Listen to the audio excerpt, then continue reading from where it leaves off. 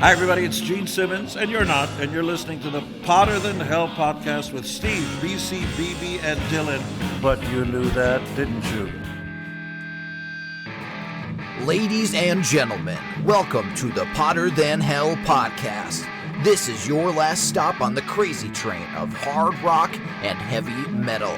So sit back, buckle in, and hang on. Here we go.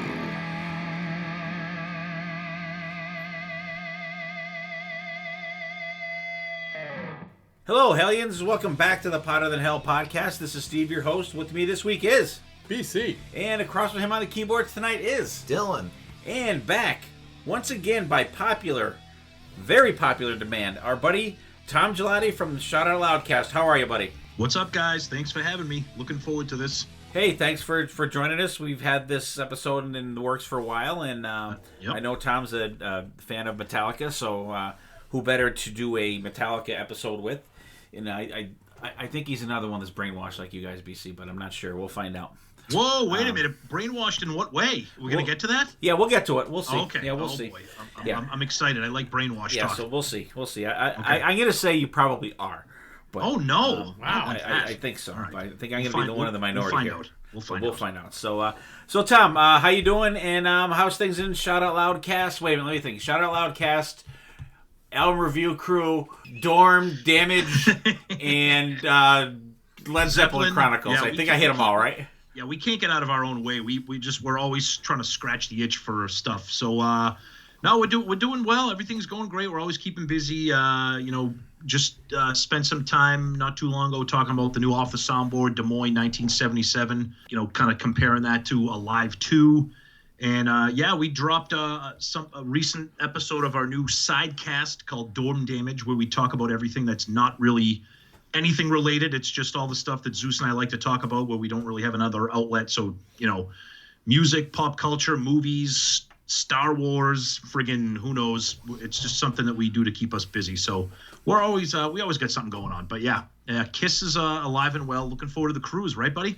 Yeah, absolutely. I was gonna hit you up with that too. Tom and Zeus, they're attending the Kiss cruise again this year with myself and Rob and Grandson will be going. I feel bad Scott's not going. I really wish he was. We need that. The full I Kiss didn't know crew. that. Oh, no, he can't make it this year. He just started a new job and everything. So, okay. Maybe we'll be like we'll like get one of those heads on a the fan things and just have it facing the fucking crowd. But and actually you mentioned the Des Moines Off the Soundboard. Literally, mine just came today. And today is September 15th, 2022. So when you guys are hearing this, it was a couple of weeks ago. But yep. Mine came today. Actually, I just got enough time to take it out of the box. I got the album and the shirt. Mm-hmm. And I have listened to it, though. And I like it. I have no problem with it. I do wish that it was like an earlier show where they had Take Me and Hooligan on it. But yes. I like it. People are like, oh, it's it's a freaking soundboard thing. It's not a mastered mixed live album. That's what you're gonna get. Which is why I love it.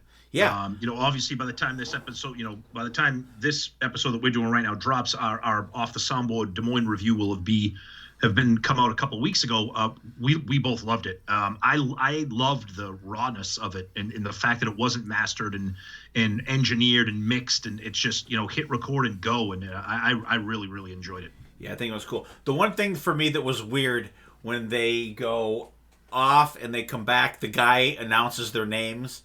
Yeah, that was a little weird. So I never even heard or have seen that before. Like he Nope. introduces the band.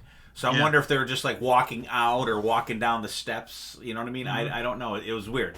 For the encore? Huh? For the encore? Yeah. He's like Peter Criss, Ace Frehley, Gene Simmons, Paul Stanley. Yeah. I don't think So like kind of them giving them like a curtain call type of thing, right? Like before the encore. It was interesting. So it was different, but it was cool though. So I can't wait to hear that, and so it'll probably be coming out this week when we're listening to this. I'm going to assume. So yeah, Tom, I'm glad you guys are doing good. I'm so happy you and Zeus are going on the Kiss cruise. We're gonna have a friggin' blast. Oh, it's gonna be amazing. Cannot wait, buddy. Cannot wait. I think you need to check another bag and you need to fucking shove Murph in a suitcase and fucking drag him with us. I don't know if his GPS bracelet will allow him to go all the way across the country into Mexico. So we got bolt cutters. Okay, I'll see what I can do.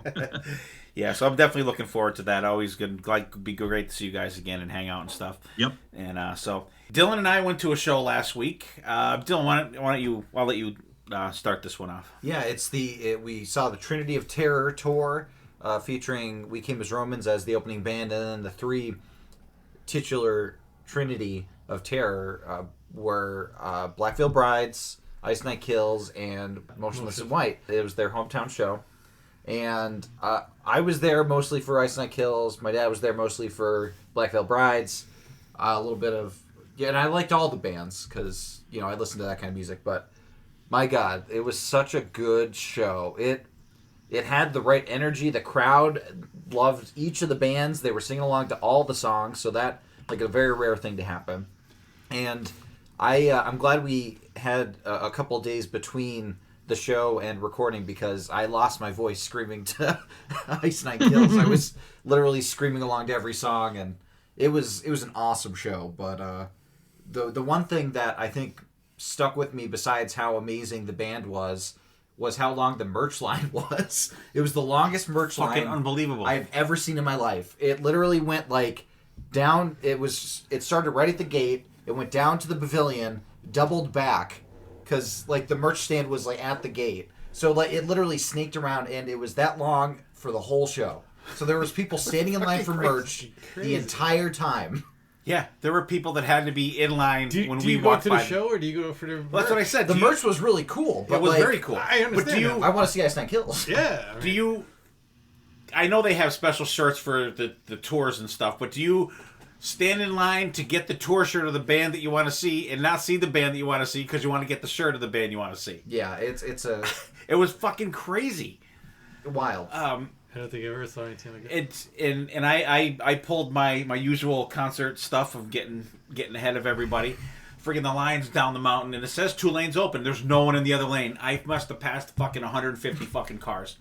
Boom, up I go. I shoot in the thing. The guy's like, "You're going in the wrong lane." I'm like, okay, I'm just going in here.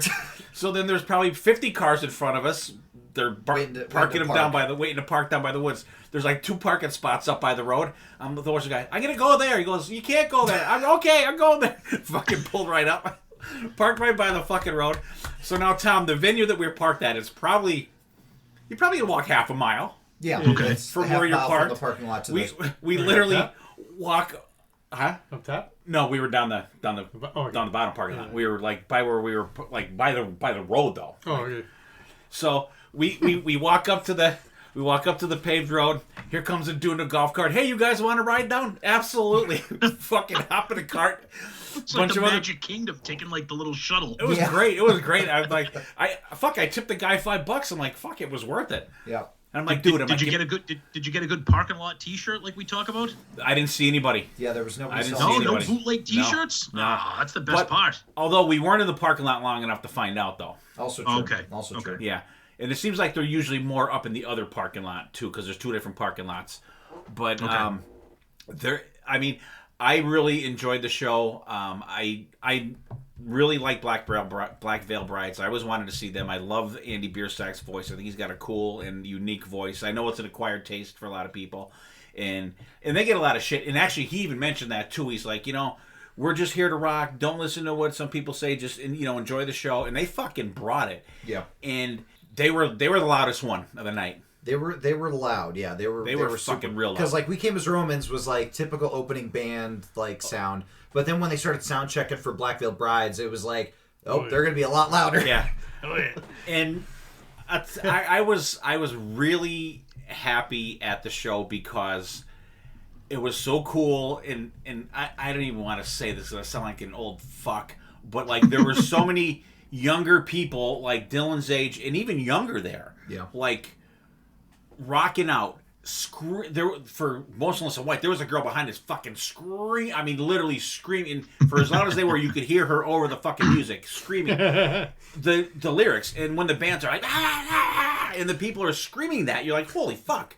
But insane show. It was great seeing so many people there. This one older, I'll say older guy, probably my age. He's like, let's get a pit. So they get a pit. Fucking 2 minutes later, he fucking on his head. They're dragging him out. He fucking limping by, motherfucker. Yeah, he did not survive. And then Dylan had a good. We think he maybe had a concussion because literally he went back in. Maybe two bands later. Yeah, he was then staggering like somebody had. Yeah, and he went down on his hands and knees right in front of me.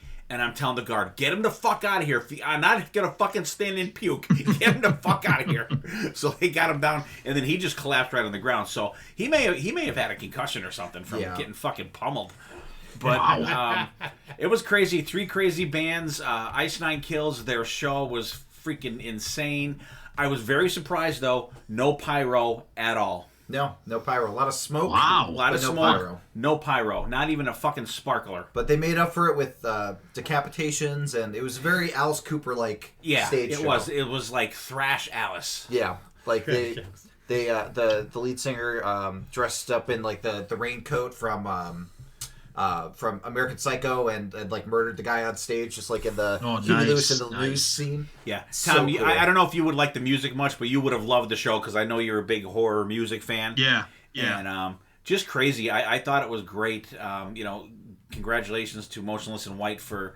I won't say it was sold out because they didn't open the lawn, but the pavilion was absolutely jammed. Yeah. And I was a little leery that I got Dylan and I pit tickets, but I'm glad we did. Yeah, no, we were right. We didn't, we were right at the back of the gate, but and we were close enough. Perfect. Yeah, it was and we were fantastic. enough to the middle where you could hear everything, and they all sounded good.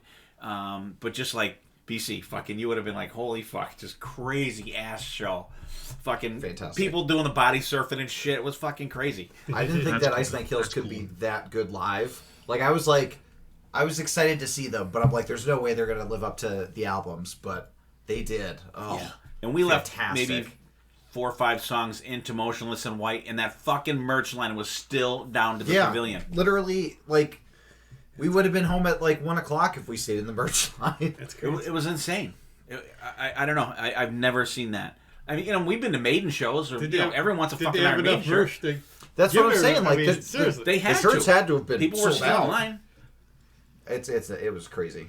Because I think if they ran out of shit, it would have went through the line. Hey, we're out of whatever. They're out of whatever, and people would have said fuck it. But I'm not wondering if We Came as Romans was maybe doing some signing there. I'm not wondering if that might have been part of the, because they were saying like, visit our our table and stuff like that. Because I mean, they are a bigger band for even being an opening band. Yeah. So maybe, but it was crazy. But good show. That's the first show that I've been to that venue in probably 5 years. Yeah. I can't even remember the last time I was there, BC. Yeah, last time I was there was Fuzz Fest for Weezer, Panic at the Disco, and AWOL Nation. Fantastic show. Fucking Weezer. So good. I have no idea. Brendan Urie, fantastic Fuzz frontman. Fest. Yikes. Yeah, because that was our radio station. Our alternative radio station was Fuzz 92.1. Okay. But now it's like 2 iterations later. I say it's changed names. Yeah, it's now like 90s and today music, which is weird, but I don't mind it. I like 90s music. Yeah. So, all right. That and new Ozzy album came out. I kind of threw it out to everybody here, kind of check it out and get their kind of thoughts on it. Tom, I know that you're an old school Ozzy fan, but have you got a chance to listen to this? And what's your thoughts? Just general thoughts. We don't need to go more. I did. Yeah, I'm not. I might be banned from Potter Than Hell here, but I'm not a huge Ozzy fan after Blizzard and Diary. I mean, I liked a little bit of Ultimate Sin, a little bit of Bark of the Moon, that kind of stuff. But I did check out Patient Number 9, and the thing that I really liked about, here's the problem with me with Ozzy, is, it's not breaking news, but it's his voice. I just can't get used to that high pitched whine, and then I know people are gonna say, well, how do you like Rush? But don't even give me that, because Geddy Lee is a god. But this album, I actually liked it. I liked the collaborations with the guys like Jeff Beck, obviously Eric Clapton. I'm a huge Pearl Jam fan, so I love the song Immortal that he did with Mike McCready. I thought that was great. The couple songs he did with Tony Iommi, so that was kind of a cool throwback to the Sabbath stuff. So I was actually pleasantly surprised. I thought Ozzy's vocals, whatever. But I thought musically, I thought the album kicked ass. It was actually a pleasant surprise. And I'll give you credit, Steve. If it wasn't for you kind of, pushing me in the direction to check it out, I'm not sure if I would have. But I'm glad that I did. I was actually pretty happy with it. I thought it rocked. Oh, cool. All right. Yeah. What'd you think, BC? I give it a fat scope. I mean, I like it a lot more than the last album. I mean, the last album to me was good musically, but I mean, I think this is even a little bit more, I don't know, deeper to me musically. And the vocal is a little bit better than the last one, too. Not bad. Yeah, interestingly enough, I kind of prefer Ordinary Man over this one, but I mean, I've listened to Ordinary Man a little more, so that, maybe it's the familiarity of it, but I liked a lot of what I heard on here. Some of it, was a little kind of forgettable for me, but like a lot of it did stick in with me. I think that there's some good stuff in here, and hopefully after a couple more listens, it'll sink in a little deeper. But I liked what I heard. It's not like I disliked any of it, but I enjoyed it, I'll say. Yeah, I liked it, and I loved Ordinary Man, and I got a lot of shit for that over, since it's been out. But I think I like this one a little better because I think Ozzy's voice is not as auto-tuney on this one. Mm-hmm. You can kind of between the last two albums, you don't get that feel to it. On a couple of the stuff on the other album, I got that a lot, but I didn't really get it. I think there's maybe one or two songs they put like an effect on his voice on one or two of the songs. I don't know them right offhand, but there's a lot of cool stuff on there. And the song Parasite, it's not the Kiss Parasite, by the way. But some of the couple of stands out for me. No Escape. No Escape from Now. No Escape from Now. That one I really liked. Yep. Mr. Darkness was cool. Nothing Feels Right. That was the one that that might be it. I think that's a Zakk Wylde one. Yeah. But there's some cool stuff on there. I like the collaborations with the guitar solos and stuff. I didn't like the Jeff Beck one for Patient Number 9 at first, but it's kind of grown on me a little bit. It's just I think that the tone of it threw me off. And then there's another one solo that Zakk plays on too, and it's like a total different feel from Zakk Wylde, a total different tone in it, and it's really freaking cool. So I enjoyed this album. I'm going to spend a lot more time with it. But it's just insane the amount of new music that's out now. You have this. The new Megadeth came out. I think they might have came out the same day or within a week of Monster each other. New Monster Truck's coming out. I saw that. Yep. Yeah, Monster Truck. Yeah. Good stuff. Yeah. And actually, Tom, I think there's 3 songs that they released so far on their new album. So I know you have Apple Music, so check it out. I was like, okay. Ooh, shit, they're good. They're real good. Yep. So, all right, so that's that and that. So before we get going on here, all right, so last week I did what would be our 4th album duo with our buddy Sonny Pooney and of Album Review Crew fame. And what's that other show he's on? Oh, Growing Up Rock with our buddy Steven. And also Podcast Rock City as regular. So we did Y&T. We did the first 2 albums. Tom, and I know you guys did Black Tiger on Album Review Crew either a month or 2 ago it was. And these, if you liked Black Tiger, Tom, you probably won't like the first 2 Y&T albums. Very, there's glimmers of what you're going to get from like Black Tiger, and I think Earthshaker's right before Black Tiger. But there's glimpses of what you're going to get. And these albums were recorded in, I think, 76 and 78. Oh, wow, okay. Some of the soloing is like fucking insane for 1976. I'm like, because I think I even said it in the episode, we recorded it a while ago. Like, Ace Frehley wasn't doing this shit in 1976. Yep. And any of these other guys, they weren't playing like this in 1976. The songs, you could tell they're young songwriters and they're just kind of getting their feet underneath them and stuff like that. And Sonny goes into a lot of this stuff about the the recording process and stuff like that. But I mean, they were novices first album. They're just kind of learning as they go. But like some of the stuff on those 2 albums, I mean, you get the glimmer of what you're going to be getting from Y&T. But it was an interesting episode, so I can't wait for you guys to hear it. So you guys out there will have already heard it, but these guys here, I know Dylan has because he had edited it, of course. So, all All right. Anything else going on? Anything else going on with you, BC? No? Nothing exciting. Your Bills are looking pretty good. Looking better than my Patriots. Yeah, I was going to say, they had a rough week last week. They got... Who are they playing this week? They got... I forget who they're playing this week. I don't know why Patriots? you looked at me. Patriots are playing Pittsburgh. Oh. Yeah, and it's funny, Steve, on the night of this recording right now, your Chiefs are getting ready to play soon. They are. They're playing the Chargers tonight. I can't wait. That's right. That's a big game. That's a good game. That's a huge game. That's going to be... A lot of fantasy implications there in the league that we're in. Oh, absolutely. Yep. Yeah, I got smoked last week. Me too. I got pummeled. But, yeah, so... and Dylan doesn't really have a team. Nope. So... Couldn't care less. Yep. All right, so before we get into Metallica, what have we been listening to? Tom, what have you been listening to lately, buddy? I was actually just on another show, if you don't mind me kind of pimping out another go ahead. show. The show called The Metal Oasis, and it's these guys, Adam and Orion. Yes, that's his real name, like the Metallica song. These guys, new podcast, big time metalheads. But they had me on to guest to do talk about Avenged Sevenfold's self-titled White album. We did Hail to the King on Album Review Crew not long ago. So I've been kind of just spending a lot of time just digging through the entire discography of Avenged Sevenfold. That band has really evolved from the early stuff in their albums through that White album, through Nightmare and Hail to the King and The Stage. I love those guys. Everything is different. You know, they kind of, I know this might be blasphemy to a lot of metalheads, but you know, they kind of remind me of what Metallica did, always changing, kind of really never staying the same. Some people like that, some people don't. I happen to like it, but yeah, I've been spending a lot of time with Avenged Sevenfold. Love those guys. All right, very cool. BC, what about you? Nothing but trash. Trash? I've been... You mean Lizzie Borden? No. That's classic. Or do you mean thrash? Thrash. I thought he said trash. That's why I was thinking Liz Borden. Megadeth. I've been listening to the Megadeth, of course. New Megadeth. Municipal Waste, I can't get enough of. I've been really on that. So some Old Testament.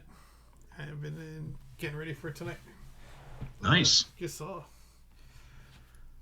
You're rocking out. Poor Renee. Probably hating it. What do you got, Dylan? Just really Ozzy and Metallica. I haven't really had too much time to delve into anything else because I wanted to try and dig a little deeper for Metallica and go off the beaten path. But, yeah, just Ozzy and Metallica. All right. And for me, one of Dylan's favorite bands came out with a new EP, the 69 Eyes. It's called Drive. I was going to say, I'm like... There's three Which songs. band am I? I'm like, oh, okay. I know Dylan hates them guys. It's just the voice is weird. It's very cool. I think it's fucking excellent. It's a 3-song EP, really cool. And just this 2 days ago, Kiss Animalize had an anniversary. It's like, I don't know, 37 years or something, whatever it is. So I scoped out Animalize all the way through. Then I'm like, you know what? Fuck it. Let's just listen to fucking Lick It Up too. So nice. Little Lick It Up, little Animalize, and I listened to Wasp Golgotha today. Their last album. Friggin' kick-ass shit. And I know Dylan's not a big fan of Blackie's voice, but I think he's got such a unique voice, fantastic voice, and his band is just killer now. We're going to see them, those guys. Ours is one of the sold-out shows. They're playing with Armored Saint. We're going to see them in, I think, November 20th or 21st. I think we're going to see them, or one of them days, at Penn's Peak. So that's sold out, so that's going to be cool. Armored Saint, always great to see. Another band we never got to see. Seen them for like the 4th time, which is cool. So that's what we got going. Tom's got some Avenged Sevenfold, Ozzy, Metallica for Dylan. A little thrash going on here for BC, Megadeth, Municipal Waste, and a little Testament. For myself, a little 69 Eyes, Kiss Animalize and Lick It Up, and a little Wasp Golgotha. So now we have we each are doing a Metallica playlist. And we didn't actually pick to see who's going to go first, so I'm gonna spin the wheel. Oh wow! I did a little, the imaginary wheel. I did. I got the whatever app, and actually we're gonna use it in an episode next week. This is gonna be very cool. So let's see. So looks like Tom's up first. No whammies, no whammies. No whammy, no whammy. All right. So me? I'm going first? Yep, hold on. I'm picking the rest. You came up sorry, again. buddy. Fuck. He's going first and second. Okay, Tom, 2 lists. I hope you put 2 lists down. BC's next. Okay. 2 lists? No. Got picked twice. Yeah, you have to do a Metallica, then a Megadeth list. Okay, I can do that. All right, and I'll spin the wheel when we take a break for the other two. It'll take too fucking long. Probably BC and Tom will come 3 more fucking times. All right, Tom, when you get into it, just kind of give us how you got into Metallica and how you approached your list, and let it rip. All right, so Metallica. So I've been a fan of. So right behind Kiss, Metallica is my favorite band. There are some days where I like Metallica more than Kiss because Metallica doesn't annoy me the way Kiss does. So I got into Metallica when I was very young. I have a sister that's 4 years older than me, and I remember when she had the Master of Puppets cassette. And at the time, that came out in '86. So at the time, I was still listening to Kiss, still listening to some Ozzy, Judas Priest, hair metal, MTV stuff. And I remember hearing Battery and obviously Master of Puppets. I was like, what the fuck is going on here? Like, just incredible shit that I had never heard of. And then that was it. Then I was hooked. Then obviously Justice comes out, and I was like, damn, this is way different than Puppets. And then, of course, the Black Album, which was way different than everything. So long story short, almost lifelong Metallica fan. Seen him in concert a bunch of times. Seen him on the Death Magnetic tour. Saw him on the Hardwired tour, and saw them at Woodstock '99 before the place burned down, which was good. So the way I approach this list, so I got 10 songs and then kind of like 2 like honorable mentions, I guess you could say it. I always, every time we do a list, whether it's on your show or our show, I always try to come up with my own kind of self-imposed rules just to add a little fun to it. So for me personally, I left out the big 3 songs, and for me, Metallica, the big 3 songs are Puppets, One, and Sandman. So they're not on my list. I love them. I think everybody does. So I tried to mix in, some of my personal favorites, some deep cuts, some songs that you might not hear all over the place. And I tried to not put too many songs from one album here. There's a couple songs that have some repeats or multiple selections, but I tried to chip away at most of their discography. There's probably going to be a couple of glaring omissions, and I think one of them may really upset Steve, but that's okay. Yeah, it's okay. So this list is really in no particular order. I made the playlist, and then I kind of I'm like, how do I put this? So I do it in alphabetical order, I didn't want to do chronological because that's too predictable.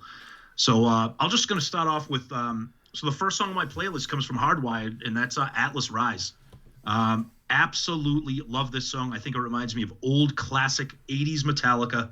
I absolutely love the Hardwired album. To me, the album's top heavy, but it's top heavy, and it's like elite top heavy. There's some songs near the end that are kind of okay, but Atlas Rise to me, unbelievable riffs, unbelievable solos, great stuff, great chorus. Atlas Rise is just a fantastic song for me. Then my playlist goes into classic Master of Puppets, Metallica, Disposable Heroes. Just an incredible song. Just a brutal song. I mean, lyrically and musically, just a brutal song. And then we go into Justice for All, which I always go back and forth between Puppets and Justice. Which one's my favorite album? I can never decide. But I went with probably my favorite song off Justice, and that is The Frayed Ends of Sanity. The beginning, everybody kind of laughs at the OEO stuff, that kind of silliness. But this song and this album in general, just all the time changes, just the progressiveness of it. It's, just an epic song, just incredible stuff. And then I went kind of really off the radar here with something from Garage Inc., because I absolutely love everything on Garage Inc. But I went with a personal favorite of mine, kind of a deeper cut, and that is The More I See. This song here, very basic song, just kind of an upbeat tempo. Lars keeps the drum beat, starts off with a really killer bass line, and then a very simple but really heavy riff comes in. James sounds fantastic. Love everything on Garage, but More I See sticks out. Then we get into something off of Load, and I know some people laugh at Load and Reload. I'm telling you, just give those albums a chance. There is a ton of fantastic stuff off of both those albums. And for me, one of the great songs off of Load. Metallica does a fantastic job at epic songs, and I picked the Outlaw Torn. Deep cut off of Load, but I love it. They do a fantastic job on that song. Really slow, kind of moody song, but it's something that Metallica can do really well. Then I go into something off of Death Magnetic, another album I absolutely love. Back to a classic style Metallica. And I picked this song, again, kind of a slower, moody song, but I picked this one because it's one of my all-time favorite Kirk Hammett solos. And I went with the Unforgiven 3, which in my book is the greatest of all the Unforgivens. And I think the solo is just off the rails, incredible for Kirk. And then I go back to Master of Puppets because it's one of the greatest. I went with Damage Inc., the closer, just relentless, brutal song. I know a lot of people go with Battery. I prefer Damage if we're going to go with that fast, upbeat stuff. And then to keep in line with album closers and fast, upbeat, brutal thrashing, I go back to Justice and I got Dyer's Eve. Just one of the greatest album closers that they have. Damage and Dyers are probably two of the greatest album closers that they have. Then I bring in something from the Black Album. This was a tough one because the Black Album is just fantastic top to bottom. I went with Through the Never. The riff on this is just killer. Really, really nice pace, upbeat. James sounds fantastic. Another killer solo. This entire album has killer solos. So those are my 10 tracks. And then I threw in for my 2 kind of honorable mentions. And I struggled with this set list, and especially my honorable mentions. But I went with something off of Reload, and I went with Prince Charming. And this is a song I love because it's a nice kind of upbeat modern Metallica, but I really love the lyrics, and I like kind of the evil tone of James's voice and the content of the lyrics. So I went with Prince Charming, and then I went back to Garage Inc. for a song that I believe was recorded during the Justice sessions, and I went with Bread Fan. And I remember Bread Fan when way back in the days when they had cassette singles, and I had the cassette single for Eye of the Beholder from Justice, which ironically, my personal opinion, I think is one of the weaker songs off of Justice. And Bread Fan was the B-side to Eye of the Beholder. And I remember hearing that, and I was like, damn, this song is incredible. So Prince Charming and Bread Fan, those were my honorable mentions. That's my set list. I kind of went a little kind of off the rails deep, couple popular songs, but I kind of wanted to stay away from all the hits. So that is my Metallica playlist. All right. Dylan, what'd you think? Well, I'm glad you mentioned Disposable Heroes because besides my absolute favorite song on Master Puppets, Disposable Heroes is a very, very close second, and it almost made my list. It's just it's so good. I love how biting the lyrics are, but like the riffs in that song, I love the fast paced picking after that initial opening. It's so just like the music backs up the lyrics in that, and I really like that choice from you. Unforgiven 3, I'm so happy that there's somebody out there that also likes Unforgiven 3 better than the other two, because Unforgiven, it's played to death. Unforgiven 2 is not different enough from the first Unforgiven, whereas Unforgiven 3, it's kind of like the epic finale, that finally cashes it all in, because I was obsessed with the Death Magnetic album and loved every song on it. So anytime that album comes up, I'm very, very excited. But this was a fantastic list, I thought. Really good job. Cool. Thanks. Awesome. That's a good list. I agree with you on Hardwired is just such a more back to old school Metallica. I think I love that album. So Atlas Rise is a great pick. You can't go around Freddy Insanity. Damage Inc. You got to go with that. Dyer's Eve. I like Through the Never because I didn't pick nothing off the Black Album. I don't think I did. Maybe I did. I don't know. I don't even know what I picked. Time will tell. But we'll see. You're up next, so we'll find out. But Bread Fan, come on, love it. Yeah, my glaring omissions here, and I feel like I feel like I should have my Metallica fan club card revoked. I got nothing from the first 2 albums on my playlist. I'm sure BC will make up for that. And I will admit that I absolutely love both albums, but if something's gonna get their discography to me is just so amazing, and I'll be honest with you, if you would have asked me why I didn't have anything from Kill 'Em All and Ride the Lightning, there were about 3 songs that kept fluctuating through my lineup, and I was like, it's James's vocals on those first 2 albums. I don't think he really found his vocal tone, for me, my personal opinion, until Puppets. The songs on Lightning are fucking fantastic. but sometimes James's vocals just kind of lose me a little bit. But musically, some of those songs absolutely rip. So I felt legitimately guilty, but not having anything on there on my playlist. Yeah, I'm going to when I do my list, I'm going to talk about that a little bit as well. Okay. Yeah, Afraid Into Sanity. It was that was like just on the cusp of my list too. Outlaw Torn. That's a great one because Dylan and I, when we did the one of our vacation ones, we did Load and Reload and Cunning Stunts too. He did, right? And and nice. St. Angers. Yeah, so we did a marathon one. We recorded that one in Vegas. My wife was not happy with us that day, and I was hungover. I think I was still drunk when we started recording that from the night before. Yeah, because it was Sonny Pooney's 50th birthday party the night before, and like Dylan and Corey went back to the hotel. Me and Carson stayed out with Sonny and his buddies and stuff like that, and I honestly did not even remember getting back to the fucking hotel, and I was still lit up when Dylan and I pressed record that morning, so that was a good one. Unforgiven 3, I don't even remember that song. I skip it all the time. I'm gonna have to go back and reevaluate that one.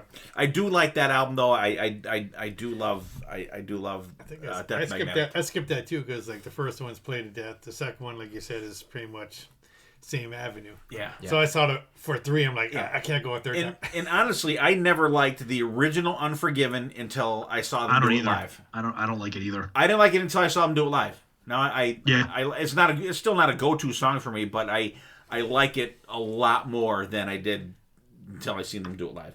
The big thing for me on Unforgiven 3, like I said, the solo by Kirk is just otherworldly. It's one of my favorite solos for him. I'll have to revisit that. What else we got here? Dyer's Eve. That's friggin' awesome. And Through the Never, that was just on the outside of my list as well. And Bread Fan. I remember Bread Fan. I never even heard that song before until, remember they put out the DVD, I think it was 89 in Seattle. I think it was like the last night of the tour, I think, and they recorded it in Seattle. And I want to say they opened the show with that.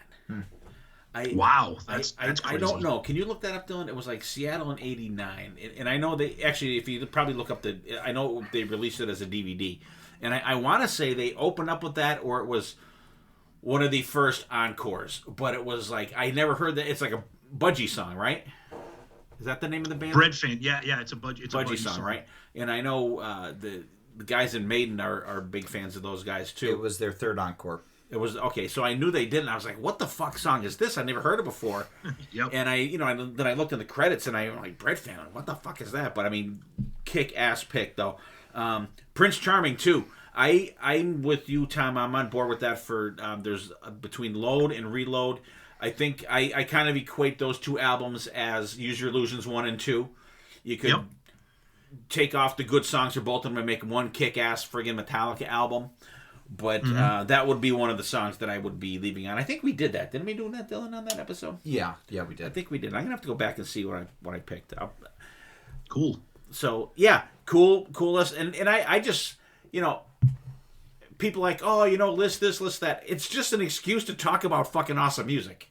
Exactly right. And exactly. it's also and I've noticed lately too on a lot of and I told you I think I told these guys the one I'm talking about.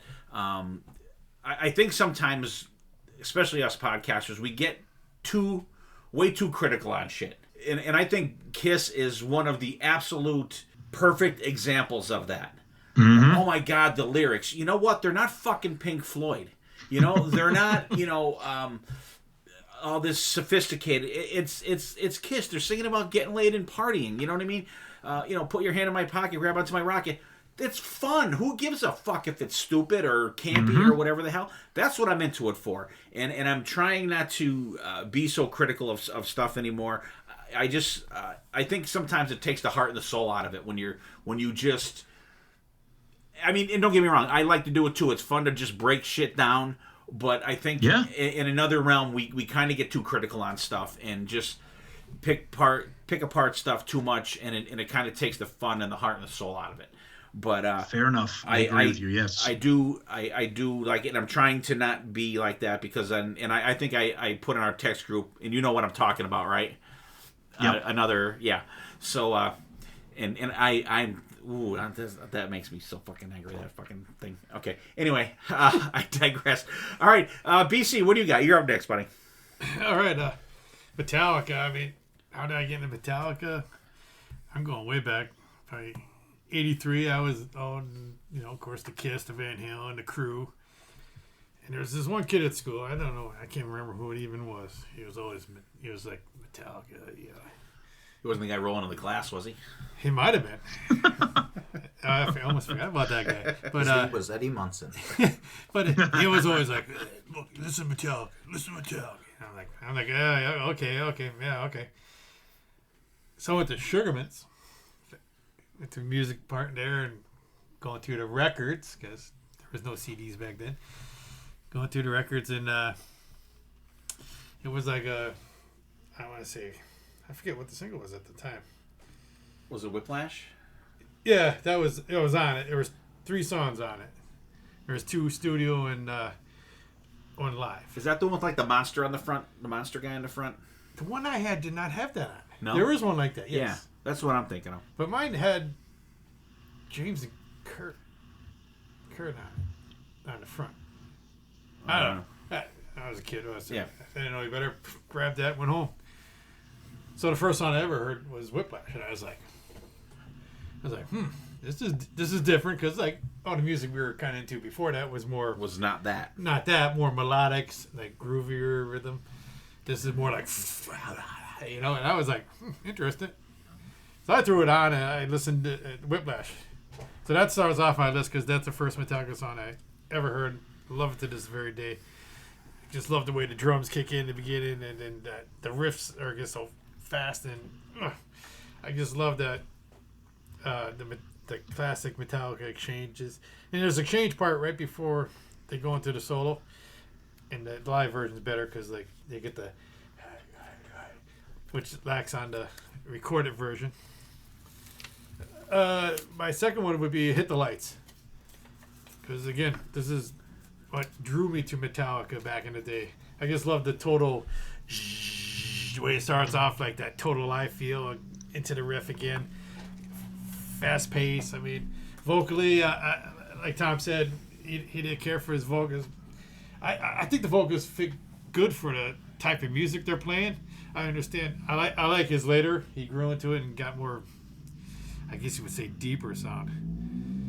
Another classic I'm going to go for my third one would be For Whom the Bell Tolls. I mean, that's just an all-time classic that one of our favorite bands always play live, and we lose our voice to it and fall down and get crazy.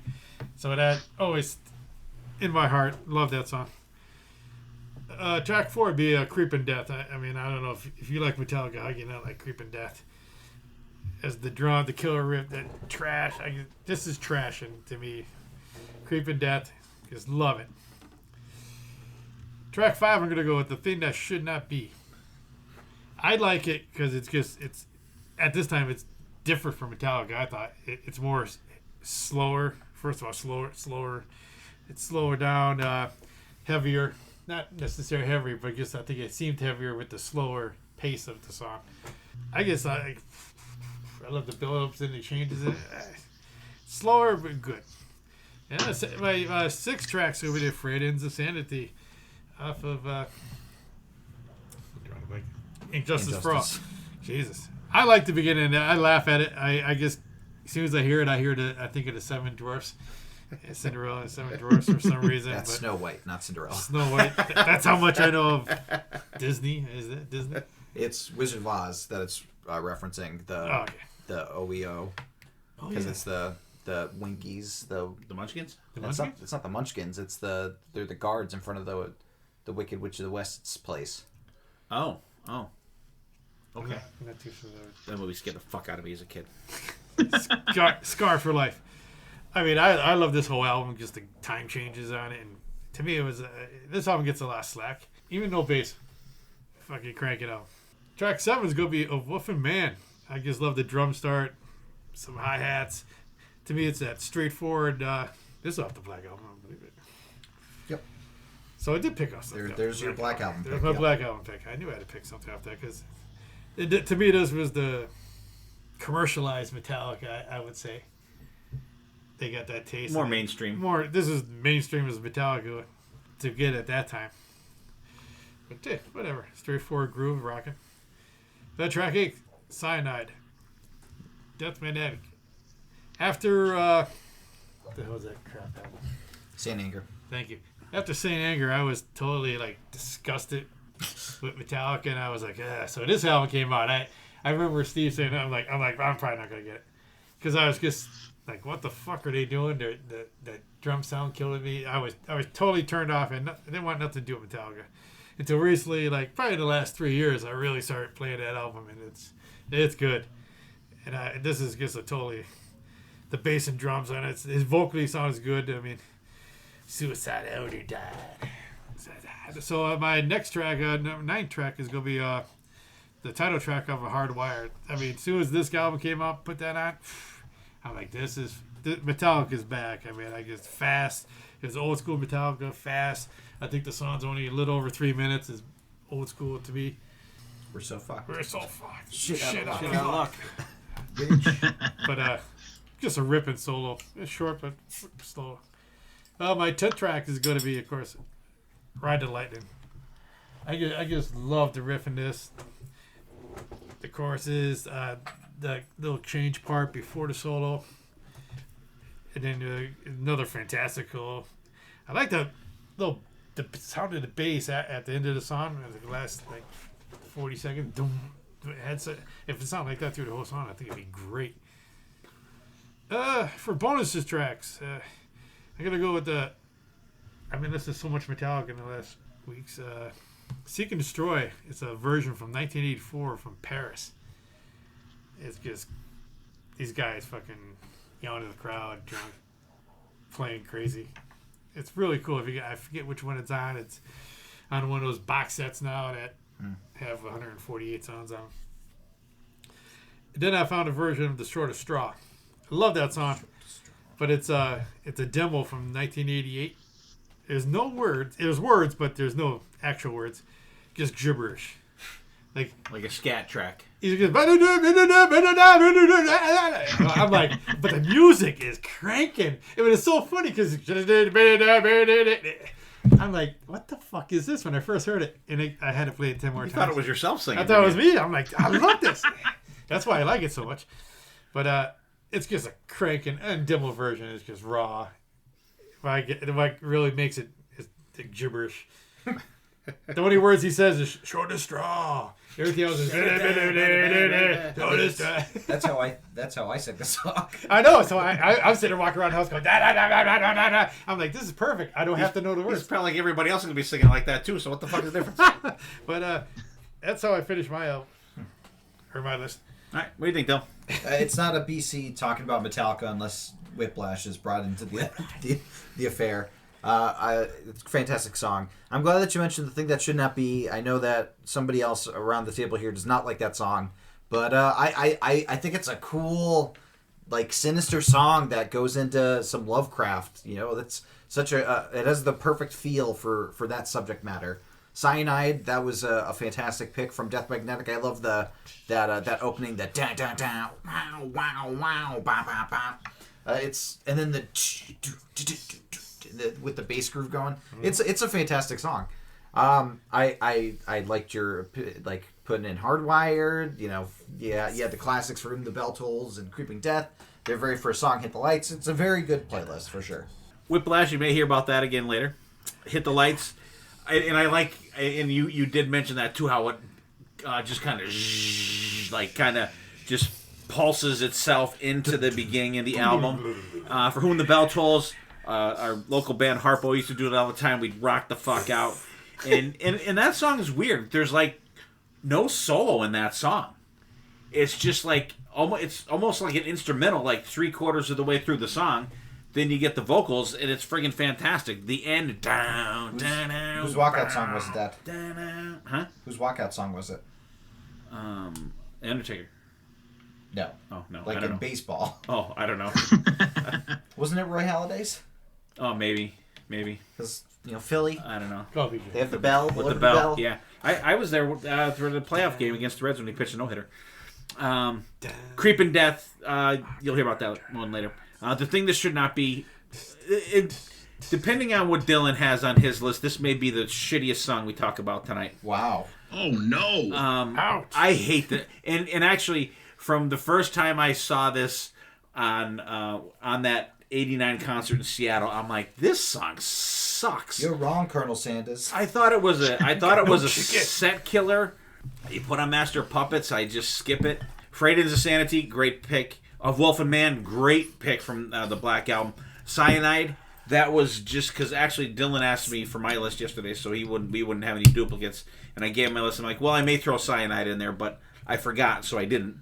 So it was like right there. I love that song is great, but I love the like Dylan used to the da na na da, I like the da na na na na na na. It's like such a smooth riff, like for this, you know what I mean? For this, it's friggin' fantastic. Hardwired, great song. I remember, and there's another time we'll talk about that too. When I for this, because I think this was one of the songs they released early too. I think before the album came out, but great album opener. I think it's a really cool pick. Ride the Lightning. I like this, and I'll get into the Ride the Lightning album a little bit when I talk about mine. The Seek and Destroy. I'll have to look up that version you said it is, but I'm going to talk about that song as well a little bit. Shortest Straw, cool. And it's funny. Do you guys ever like? I know we've all here played video games. I know Dylan still does. I think he was playing them today. Do you ever have an album when you play it, it takes you right back to playing that game? Yep. Mm-hmm. The Injustice for All album, it takes me back to the Legend of Zelda game. Because I remember playing that, and it was the second one where the, what was the guy's name? Link was like the upright, because like the first one he was just like a little guy going around, but like the second one he was like an upright guy. Yep. And I remember playing that game forever, and I would just play Injustice for All, would just loop as I was playing that game, and that's how I got to really know that album like so much. And every time I hear even just that guitar tone from that album, I think of playing that game. And I'm sure you guys have played a game. Maybe I don't know, BC. You might have some memories when I used to kick your ass in fucking Madden, but the stiff arm. Oh yeah. God damn it. And so cool list, with the exception of one little, So go ahead, Tom. Honestly, looking at this list, this could have been my list. Love pretty much everything on here.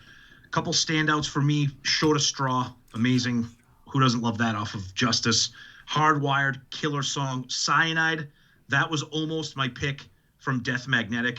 Absolutely love that. Of Wolf and Man, nice pick there. BC, absolutely killer song. Nice deep cut off the Black Album.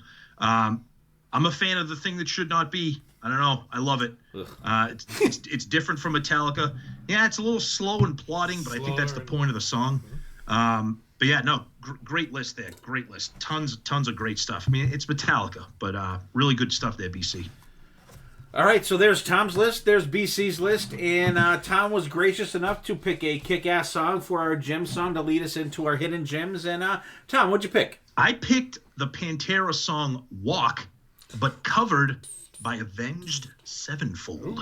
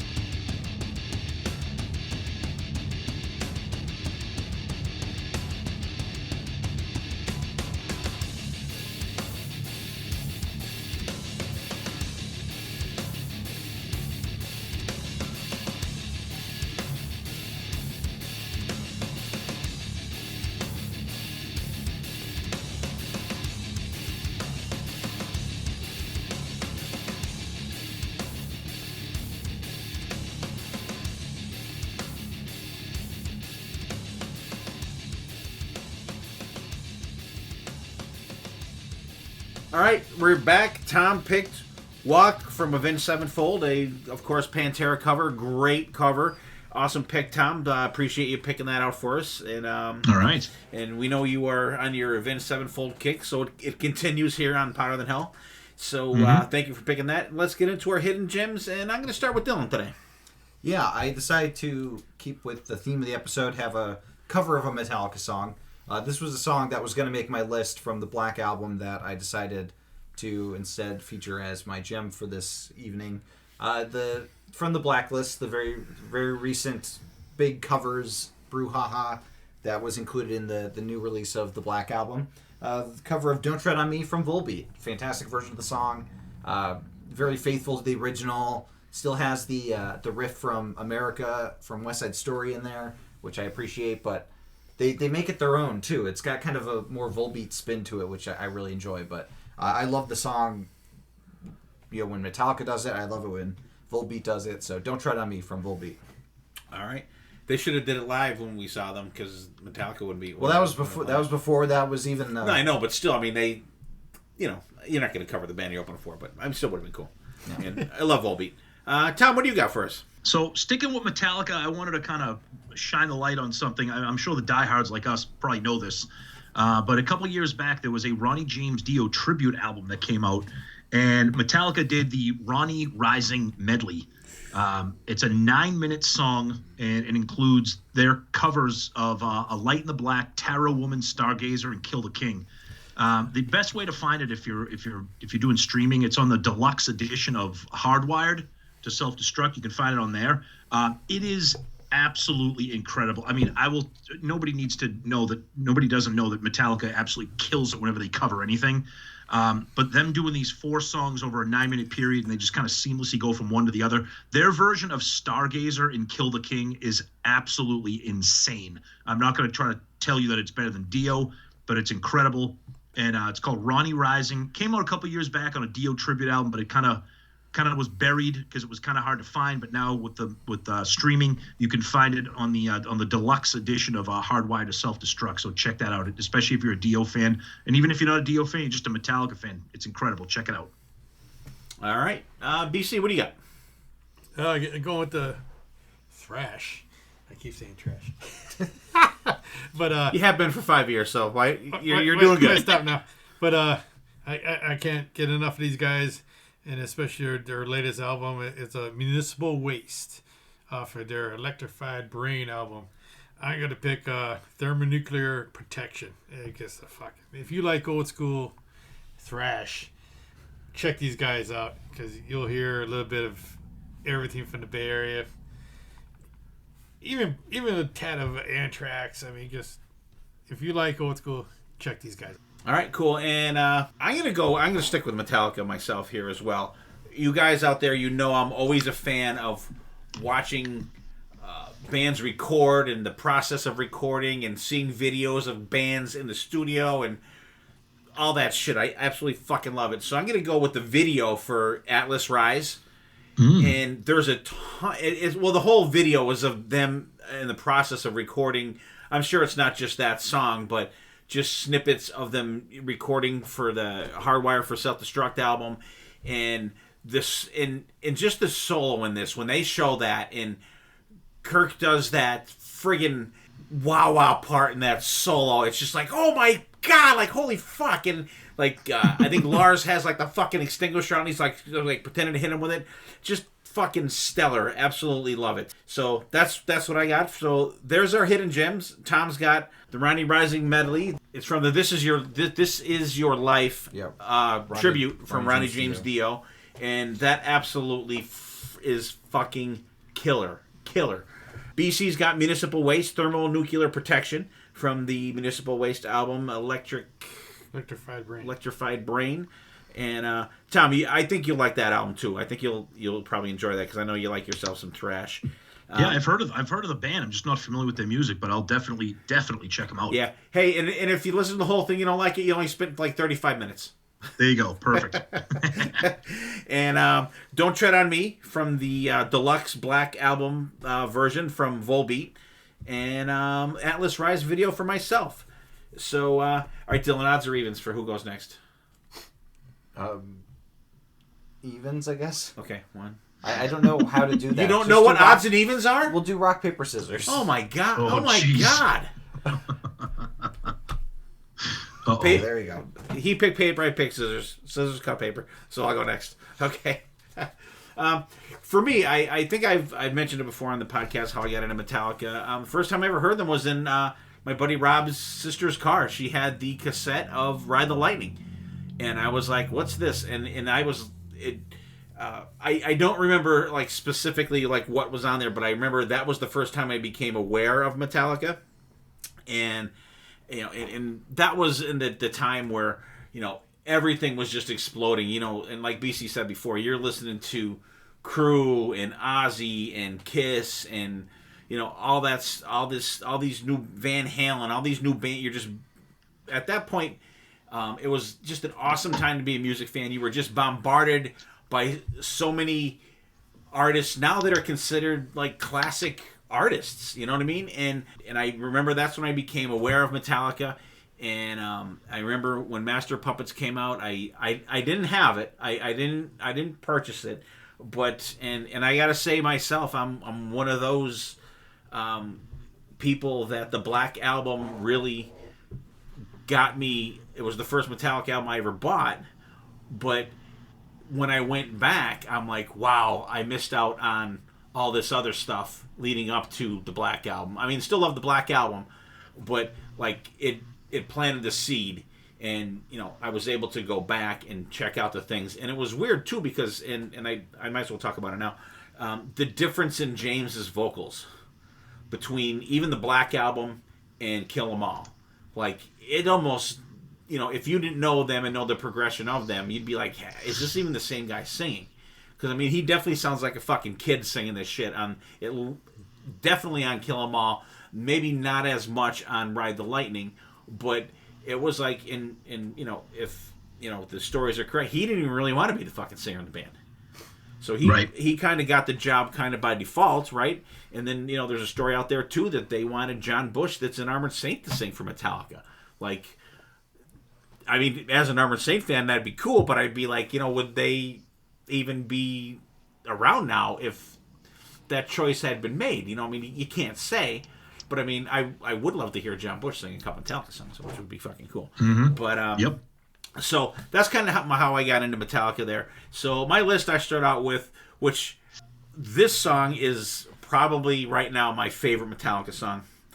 I will call it a modern day Metallica classic, Moth to Flame from Hardwired.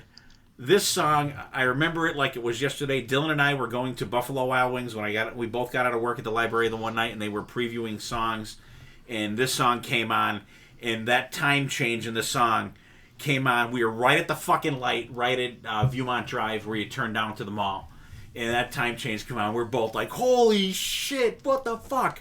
And that like that sealed it, and I still remember that like it fucking happened today. Solos in it are kick ass, just a phenomenal song. It's been since they've done it, I mean, it's their latest album, but still they've been continuously playing it. Then I go to the Four Horsemen from Kill 'Em All, which if you're a Megadeth fan, that would be Mechanics to you, without the time change in it. But just a cool song, and I like the Metallica one better because you have that time change in there. I love songs with time changes in Metallica, and even from their first album, they really do that. I think they do it well for a band's first album. I think they do the time changes really well. A couple different songs, and this one is one of the better ones, I think. And I think that. I mean, hey, they were kids then when they recorded this shit. They were just, kids just out of fucking high school, or I don't even know if they were still in high school, but if they weren't, they were just out of high school. So they were young kids, 18, 19, 20 years old. And this stuff was like a trendsetter, really. This album, this form of music was just coming to be, and these guys were right out there in the forefront putting it out there. I will go with Seek and Destroy next, another one from Kill 'Em All. Just, I love the still a live staple for these guys.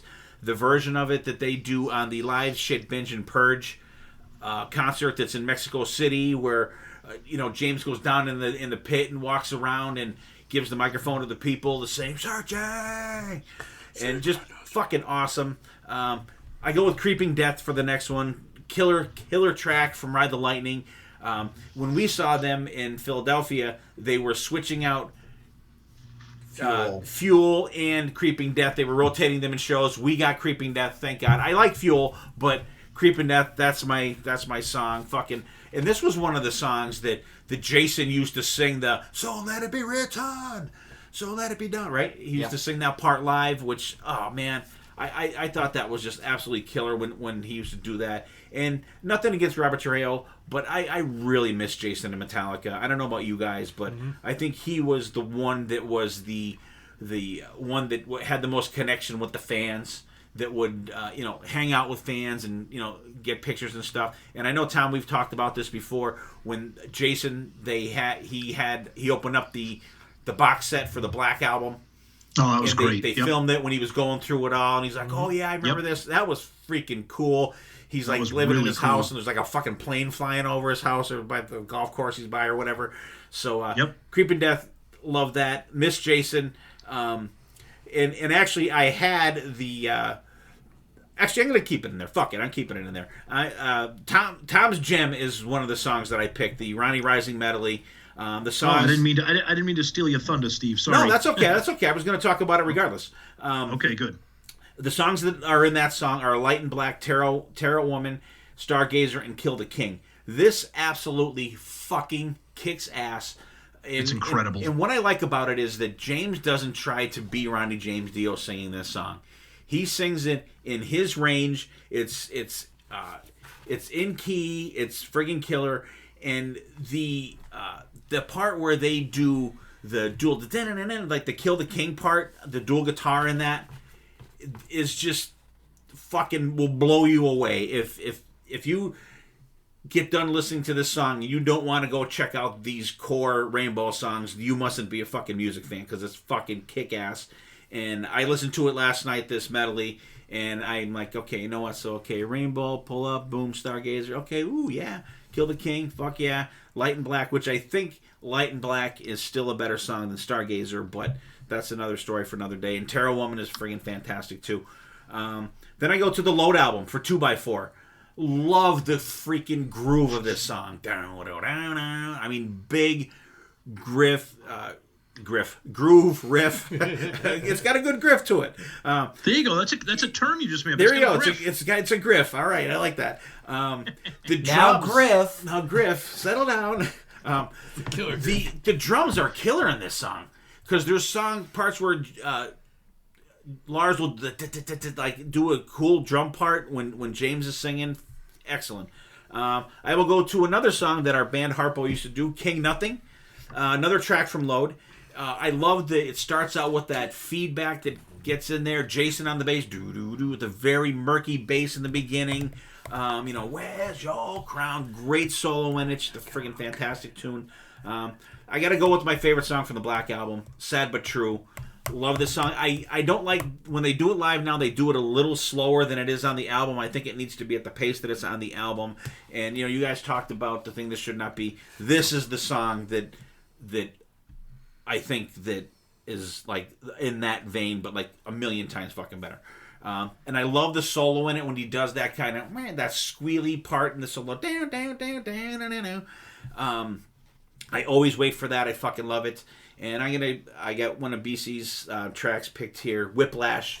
I got like 3 songs from Kill 'Em All, which is okay.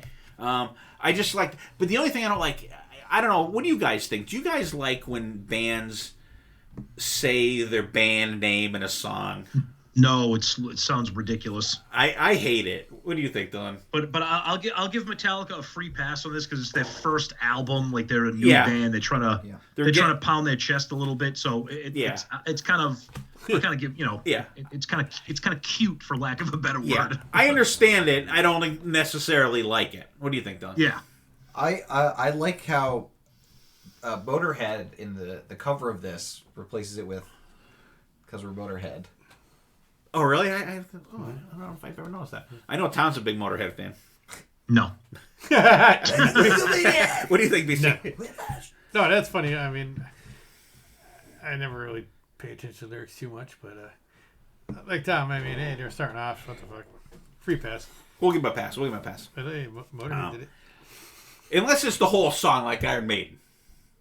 Because that's like an actual thing. Like, there's no such thing as a Metallica besides a band. You know what I mean? Like, so true. it's like the you know what I mean? Medieval torture device. All right. My 10th song will be in Fade to Black. I think this is like the epic Metallica song up until they put out one.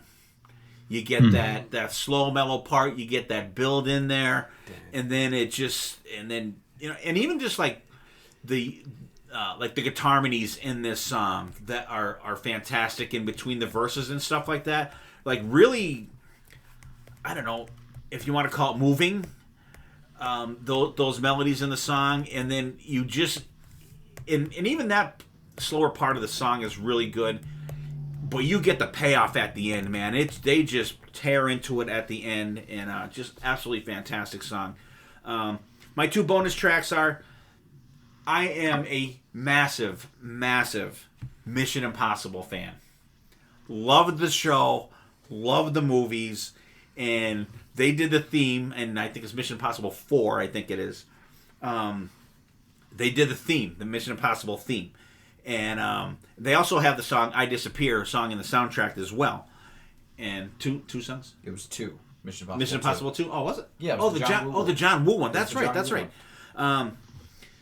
But like, if you listen to that version, that the theme song, there's a really cool drum part. Like you would hear like. I like the Limp Bizkit version better. Yeah, right. Stop. Stop it. Dylan, you're banned. Get up. You're banned. You're banned. But there's a really cool drum part, like with like 5 or 6 people, sounds like drumming, like kind of like they do live anymore. On like Now That We're Dead, they do that live. But this sounds like that in this song, and there's even like bongos in there. But it sounds fucking cool because I've always loved that theme song. Totally kick ass. And Tom, you know I'm gonna pick this song. And my final bonus track or honorable mention or whatever, I want to call it bonus because this song deserves to be out there. From BC's one of his favorite Metallica albums, Saint Anger. Song Dirty Window. Yes.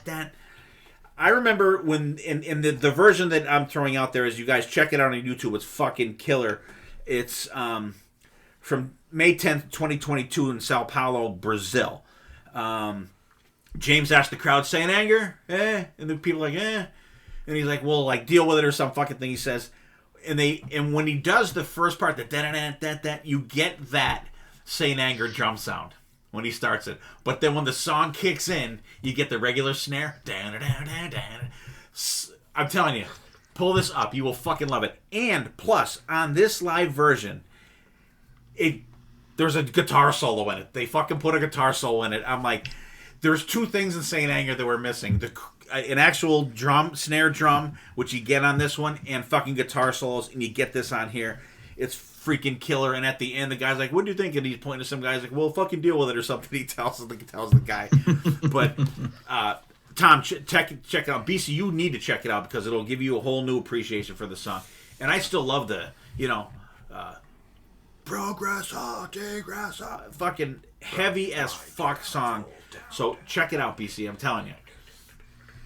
You may not want to listen to it on Saint Anger again, but you'll be like, this song fucking. And this is a point about Saint Anger. A lot of the stuff. Do them live. Like, if this would be the one Metallica album that I would say, go in and fucking remix it. Just remix the fucking drums on it. Ugh. You know what I mean? Yep. Guitar solos notwithstanding, which would be great if they could. I'm sure they could throw some in there, but I would love to just hear that done as Metallica. Just do it in the same tone and everything that you did Death Magnetic. You know, it would be fucking killer. And this song, I think, is the example of what this album could have been. And so I don't know. I think failed experiments over, but even with that shitty drum sound, I still love Dirty Window, even on Saint Anger. But this live is absolutely freaking killer. What do you think, BC? All right. Moth to Flame. Love it. Four Horsemen is another classic. Seek and Destroy. Pfft. You gotta give it to that one. Creep and Death come on as a second. Pfft. The Ronnie Medley. The Killer King. I mean, they fucking ripped that apart. Love it. 2x4. A bad King Nothing. I remember another classic Harpo tune. Sad but True. I love it. Heavy. Very heavy. Whiplash. Classic. Fade to Black. That just missed my list. Mission Impossible theme. I'm not really familiar with that. Check it out. I got to check it out. And, of course, the Dirty Window I got to check out. It's on Apple. Yeah, definitely check out that Dirty Window there. Is that what, Apple? Huh? YouTube. YouTube. Okay. Yeah. But no. Very good. Very good. All right. Dylan. Yeah, I mean, Fade to Black, I love the kind of Easter egg that Metallica does where they have those kinds of songs as track 4, because there's that, Welcome to Sanitarium, 1, they're all track 4 on their album, so I always love that. I think King Nothing is one that I always go back to. I was going to put it on my list, but I didn't because it's on your list. 2x4 is really great. This is a really solid list. I will have one repeat, but we'll get to that. That's the only repeat I have from you. So, What? Oh, you didn't. I'll get to it. Yeah. Okay. All right, TG. Yeah, another great list. Couple songs on here, very, very close to making my list. Moth into Flame, absolutely massive standout track on the Hardwired album. And I'm with you with 2x4. That was almost the cut from Load. I didn't want to put 2 songs from Load. Outlaw Tone kind of edged it out, but 2x4 is a fantastic friggin' song. And of course, I'm with you on Dirty Window. There's a couple songs on Saint Anger that really stand out. And Dirty Window is one of them. And it just... I mean, Saint Anger takes a beating, and rightfully so for the most part. But Dirty Window is one of those really, really just vicious songs on there. And then the rest of your set list, just a ton of classics, just fantastic set list. I mean, Seek and Destroy, Whiplash, Fade to Black, King Nothing, and I love that you had the Ronnie Rising on there too. That's unbelievably just a killer version they do with Kill the King is just off the charts, amazing. And I was between that and Merciful Fate from Garage Days Inc. Yes, love that. Yes, that's friggin' killer too. Yep. I like how they did their influences on that, and the Merciful Fate one is. I was gonna change it to the Merciful Fate one, but I didn't really listen to it lately to really be able to get into the details of the song. Yep. That's a just message. That was going to be on my list. Well, you can talk about it. Well, no, I have another one I can. Here we go. Sorry, Dylan. Oh, that's okay. All right, Dylan. So you're up last. What do you got? Yeah, just like with Tom, I like to kind of put little challenges out for myself to make like a little bit of a different list, because I like all crosses of life for Metallica. There's a lot of songs that I go to from them, just like in different moods. But I decided that I was going to do one song from each album, because there's 10 studio albums, and I'm going to pick one song from each of them. So that's it kind of worked out that way. And then my 2 extras are from a live album and from Garage Inc. So we'll get in. I went chronological order. I started off with No Remorse off of Kill 'Em All. That's a song that's always jumped out at me. I love the different time changes in it.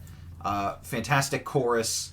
It's one of those that really sticks with me. It was between that and Jump in the Fire, but I just had to go No Remorse, because I just that's one of my go-tos from that album. From Ride the Lightning, I went Fight Fire with Fire.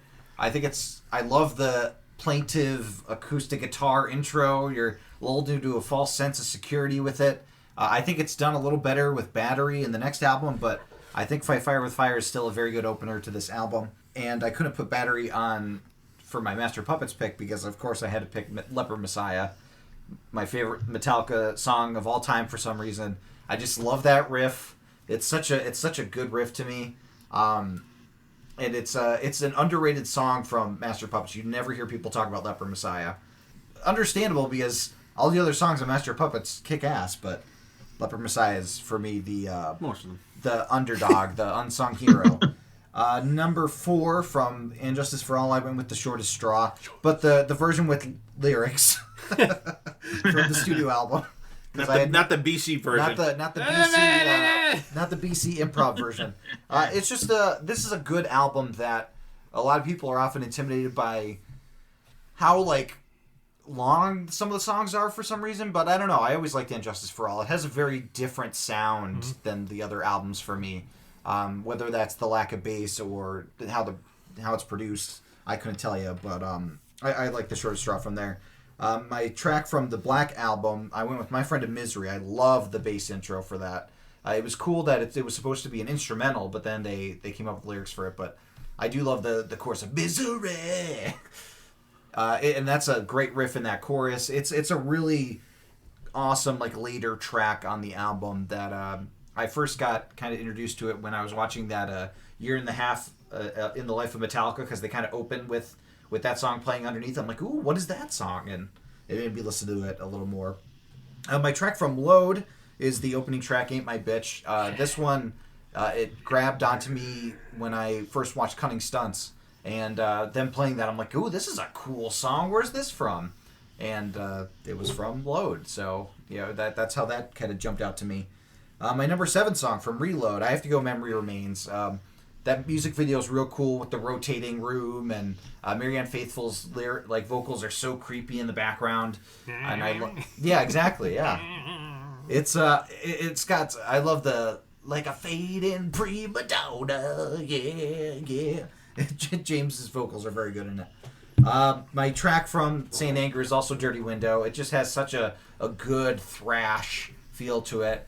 Yeah, the snare's a little loud in the mix on that one, but the riff is real cool, and it's just it feels like if the whole album was kind of like that, I would have enjoyed it a lot more. But there is some good stuff on the album, and this is one of them. My track from Death Magnetic was the opening track. That was Just Your Life. I could have picked a lot of tracks from this one, but I love how this one opens up with the heartbeat, and it opens up with the clean guitar, but then it comes in with the really heaviness, and it's a fantastic opener to what people were calling kind of a return to form for Metallica. But Death Magnetic is fantastic. The production, not the best, but the songs, stellar for sure. And then my song from Hardwired for Self-Destruct, I could have picked Moth into Flame. I could have picked the title track. I went with Now That We're Dead because I love the riff of it. That and also you were mentioning the live version. I love the little drum interlude they do during that. So that kind of made me appreciate it even more. But it's just a kind of a cool, upbeat feeling song about being dead. My bonus tracks. I went to S&M 2 for the version of Anesthesia Pulling Teeth, done with stand-up bass, the upright bass solo, done by Scott Pingle from the San Francisco Symphony. Very cool to hear a version of that done with an actual classical instrument instead of the bass guitar. Really awesome interpretation of it that I thought was such a cool way to do the symphony with Metallica, because I love the first S&M. No Leaf Clover is a fantastic song from there, and a lot of the interpretations are great, but I love that they took one of the performers, featured them on a Metallica song, and had them just jam out. It was a fantastic version. And then my track 12 used to be Merciful Fate, but I went with Astronomy, the cover of the Blue Oyster Cult song that is fantastic off of Garage Inc. You got James doing the yeah during the one part, but yeah, it's a great song, and I think Metallica does Blue Oyster Cult songs pretty well, because they also do Veteran of the Psychic Wars on their acoustic Helping Hands little live album. But that's my list. Excited to hear what you all think. BC, what did you think? All right, No Remorse. Come on, love early Metallica. Fight, fire. Short of Straw. Ain't My Bitch. I mean, that's another. Memory Remains. Of course, you have to have the old lady. I forgot all about that. I wrote it. Now I got to go home and listen to it. The live version's cool. I want to hear the when BC James version. Sings it, because I'll do the lyrics. This Is Your Life. That just barely got my. That album's. I missed out so much on it because I really just started listening to it recently. Now That We're Dead. That was a good one too. I mean, good list. I always like the list that comes out. He always throws some good ones in here. Thank you. What'd you think, Tom? Dylan, I love you, brother, man. This set list is it's amazing because you picked 3 of my favorite Metallica songs that didn't make my list. For the fact that you pulled out Astronomy off Garage Inc. Oh my God. Absolutely have always loved Astronomy. Now That We're Dead is probably my second favorite song off of Hardwired. I picked Atlas Rise off mine. And My Friend of Misery, incredible. I love that. And the thing that sticks out for me on that song is the guitar solo on that. It's just, that's an incredible, underrated Black Album song. And then you round it out with stuff like Short of Straw, Leper, Messiah, Fight Fire with Fire. Fantastic list, Dylan, my man. Love it. Thank you. Dad, what'd you think? Yeah, it was okay. No remorse right. is great. And you said that chorus, and as soon as you said that, I'm singing no remorse, no regrets. They don't care. What a minute. What a minute. What are you showing me, BC? He's showing you Metallica Lulu. Oh. And we talked about that tonight. What the hell? Lulu just missed the cut Small for everybody. town girl. I can, and I can honestly say I've never heard one note from that album. Me neither. Not one note. I have. Not one note. I was going to do an episode on it. Feel free. Yeah. So we're not missing anything. I would chop my legs and tits off for Kinski and Boris Karloff under the light of the moon is, I believe, the first lyrics in the entire album. I would cut my legs and tits off when I think of Boris Karloff and Kinski in the dark of the moon. Okay, I'm good. Sexy. I'm good. I'm done. Fight Fire with Fire from the best Metallica album, absolutely. Great start on that one. Stop it. What? What are you gonna say? It's not the best Metallica album. It's not even the second or third best Metallica album. What do you think of that, Steve? Talking about being fucking banned. Take your plantains and get the fuck out. Leper Messiah, I knew you were going to pick Leper Messiah. I know you like that. And they play that on Ozzy's Boneyard, like, I think every other morning between, like, I'm going to say 7:15 and 7:35, because I hear it a lot on my way to work, or, like, on my way from the store to work. Nice. Short of Straw, excellent one. My Friend Misery, Fantastic song. I'm not really remembering that one too much. It's a great song. And the next Great one is song. what? Ate My Bitch. Fucking great song. Memory Remains, and you can't get that lady. You can't get that lady out of your head. Dirty Window, of course, talked about that. Fucking love it. This Was Just Your Life. Fantastic album opener, and you were right, Dylan. There's so many good songs on that album. I was like a hair away from picking Judas Kiss. It's a good one. Oh, it's another great one. I don't like most of the song, but the solos, and like the second solo, Kirk just absolutely tears it up on that. Yeah, you can tell that Kirk was... he was missing being doing reined guitar in. solos. He was being reined in with from Saint Anger. Yeah. And he just, that whole album, he's like the MVP, I think, of that album. Yeah. For sure. And Now That We're Dead, fantastic. We saw them do that live. They come out and they do that drum thing. Absolutely phenomenal. I'm glad you picked the Anesthesia from S&M 2. That is cool. Do you ever see that, BC? I didn't. He does it like on the stand-up bass, like he does the Anesthesia. Cool as fuck. It's cool. It's very cool. And Astronomy, fantastic. I'm kind of happy to Tom like that, because he can be a Blue Oyster Cult fan. Maybe we'll get him on one of our BOC episodes. I don't know about that, but you're pushing it now, Stevie. But that's a great song, though. That's on the second album, I think. The one with the fighter plane. Yeah, Secret Treaties. Secret Treaties might be the third album. Yeah, I think it's the third album. But killer song, and I like how they didn't pick Don't Fear the Reaper or Burning for You. I like how that they picked a metal song, really, essentially, from them. I really like that. So great list. I like, there was very much I didn't like on here this evening. A couple deep tracks. A couple that Tom picked, I have to go back and reacquaint myself with.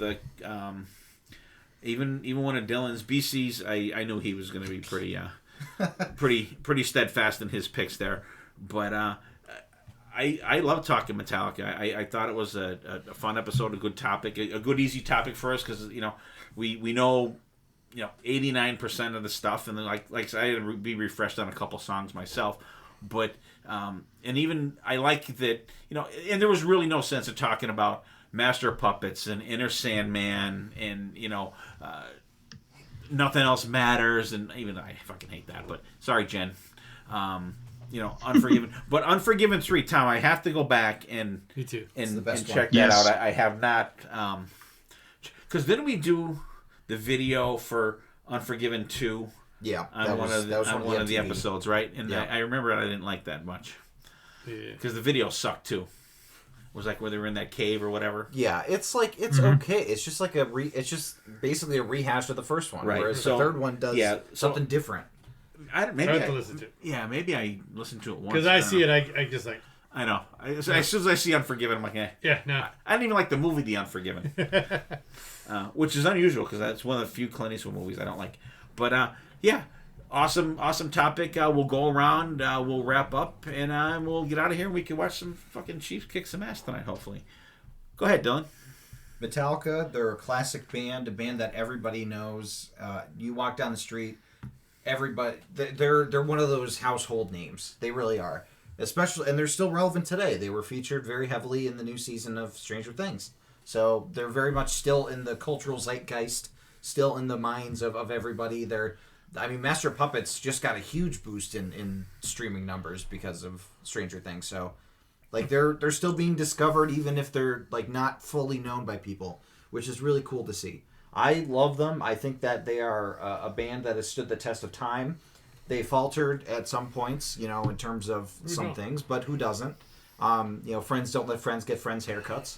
But I didn't hate that era of Metallica. I didn't think it was like the worst thing. I didn't think it was awful. Even Saint Anger had some good moments, and it gave us Some Kind of Monster, which I love that documentary. The documentary alone is worth that album for me. Because I would watch that religiously. I would watch it over and over again. I think it's fucking stock. What more do you want? Delete it. Yeah, I'd say delete that. Yeah. But they're a band that their deep tracks are fantastic. Their popular songs are popular for a reason, and they kick ass live. Any chance they come around. Even if we were in the bleachers, which we were in the nosebleeds when we saw them, they still kicked ass. You can listen to all the songs that we talked about in our Spotify playlist of the week, besides the ones that are not on albums that are on YouTube. You can check those out on your own time. But I thought everybody had a really great selection of songs. A lot of good, like, more well-known songs, a lot of cool hidden gems. A lot to listen to, so definitely check out the Spotify playlist if you haven't listened to Metallica recently, or if you haven't listened to them at all. Or if you're only a hits person. Yeah, because they have a lot of fantastic guitar solos and songs that aren't as well known, so definitely check those songs out. Great job, everybody. Speaking of playing the hits, BC, go ahead. All right, Metallica, they've been around 40 years almost. 40 years now, right? 82, 90. Yeah. Mm-hmm. Anybody can stay around this long.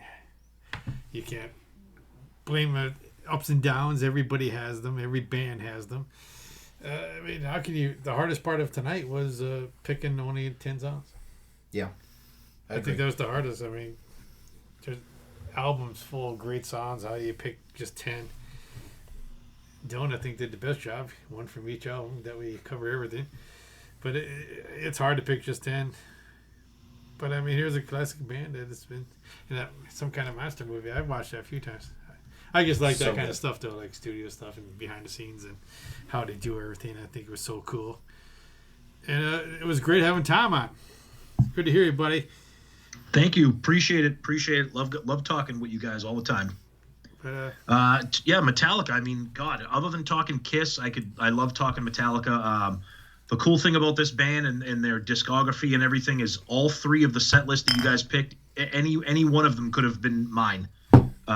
Tons of different songs. I loved how we all had a variety of lists. Some people leaned heavy on the early stuff. Some people leaned heavy on later, a mix. Just it's that kind of band that is just timeless. They got something for everybody. It's like Kiss. Some people love it all. Some people love half of it, some of it, and I think Metallica is the same way. Some people checked out around the Black Album. Some people stuck through them till the end. But talking Metallica is always a great time. There's just so much going on in their career, and I love all of it. So I appreciate the invite. Talking about my other favorite band, and always, especially hanging with you guys, is always a pleasure. Yeah, Tom, give your 40 shows a plug. My 40 shows a plug? Well, I'll make it easy. All 40 of them can be found at one place on our website, shoutitoutloudcast.com. Visit our website. You'll see everything we're talking about, all of our shows. Everything's there, and you can hear us on all the podcast platforms, and you can check us out on all the social media. So give us a listen. We do Kiss podcasts. The Kiss podcast episodes drop every Saturday, so check us out. Then we do our album review crew with Sonny Pooney once a month. We pick a non-Kiss album and spend about 16 hours breaking it down. So keep an eye out on that. We got one coming out probably soon. Well, actually, by the time this episode drops, our September pick probably will have already dropped. All right, awesome. Yeah, Tom, thanks for hanging with us tonight. I really appreciate it. We've missed you on here. We haven't had you on in a while. Glad to have you back on there. We'll have to get your cohort on once again. And I've been going back and forth with him about doing another episode too. So check out these guys, Shout Out Loudcast. I'm sure if you guys listen to us, you know these guys, Shout Out Loudcast, Album Review Crew, Led Zeppelin Chronicles. Any traction on anything coming out soon on that? Or are you guys still kind of just kicking it around? Yeah, no. The Zeppelin thing is still alive and kicking. Our goal right now is to get to Zeppelin 3 probably by the end of the year.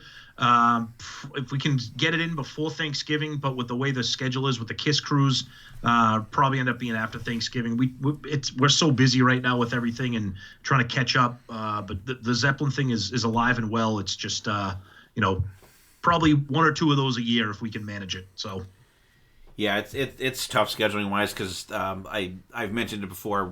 I started the not myself, me and two other guys, Uncle Steve from Iron Maiden podcast, and Ray from the Devereaux Diaries, Asylum Devereaux Diaries podcast. We started Queen's Wright podcast. We've had 2 episodes out, and it's just been insane trying to schedule another episode. And actually, while we were sitting here tonight, we scheduled our next recording date, so that'll be coming up soon too. So yeah, check out Tom and Zeus and Sonny and Tom and Zeus, and I like the new one you guys did, the Dorm Damage one. That was fun. That's a funny thing we're just doing. So that's kind of a little pleasure, like self kind of excitement thing that we do there. But that'll get some that'll be fun for everybody. Yeah, that was a good one. I enjoyed that, and I like they're kind of hit and run for you guys too. It was only I don't even think it was a half an hour. I think it was kind of hit and run, extremely short for you guys. But exactly, it was fun. It is possible. We can do something under 3 hours. You can do it. Yeah. So guys, check those guys out. They got a ton of cool stuff going on there. And like I said again, Tom, thanks for hanging with us. Always great having you on. And Metallica, and I think someone said it here tonight. I don't remember who, that Metallica, they're always changing. They're not. They're not AC, and I'm not putting down AC/DC at all. They've evolved. They have grown and evolved. And like BC said, you get a couple bumps in the road. Saint Anger, Lulu. But that's going to happen. But they're always trying though. They try something new, and and Dylan said about the haircut thing. I didn't give a shit if they cut their fucking hair. I don't care. But the albums they put out, Load and Reload, tons of good stuff on there. So just roll with it. Just enjoy Metallica. Don't and I know there's Metallica factions, Tom, and you guys, there are Kiss factions. They want just the the old school ones for Kiss. It's the first 6 albums up to Alive 2. They only want that stuff. Metallica fans, they only want up to Master of Puppets. And once the Black Album, they sold out and this and that. But I think they just evolved as they went along, and it's been a friggin' kick-ass 40-year ride with these guys. And I can't say I've been with them from the very beginning, but I've been there for a good 35 years of it, anyways.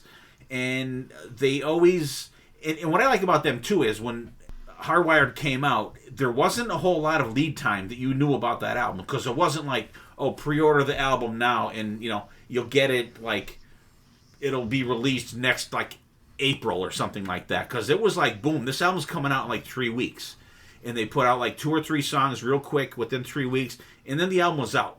So they're a band that's kind of like Van Halen was, AC/DC. You really don't know what's going on with them until right when it's ready to break. And I like that too, because their camp is tight. They're a very tight-knit group. There's not a lot of conjecture out there of them doing this and doing that. My personal guess right now is that they probably have an album recorded.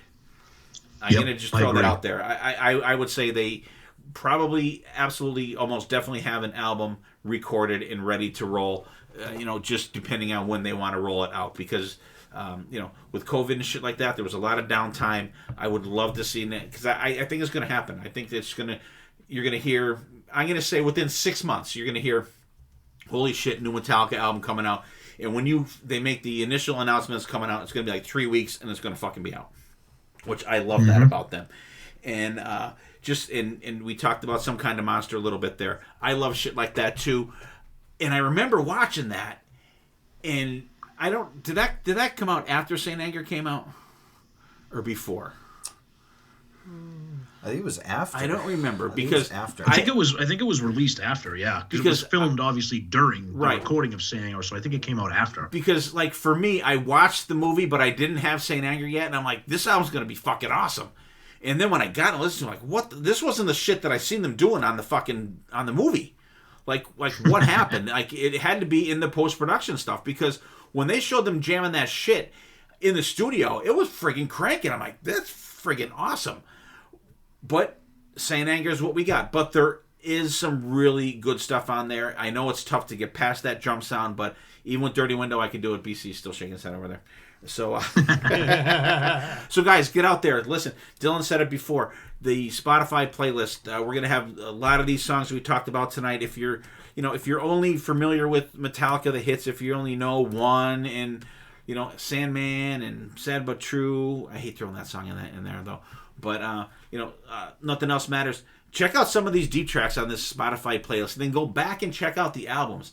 Man, listen to Death Magnetic. Man, that fucking album, just front to back, is just nothing but friggin' full balls out metal, as it should be. Metallica. I mean, fucking metal's in their name.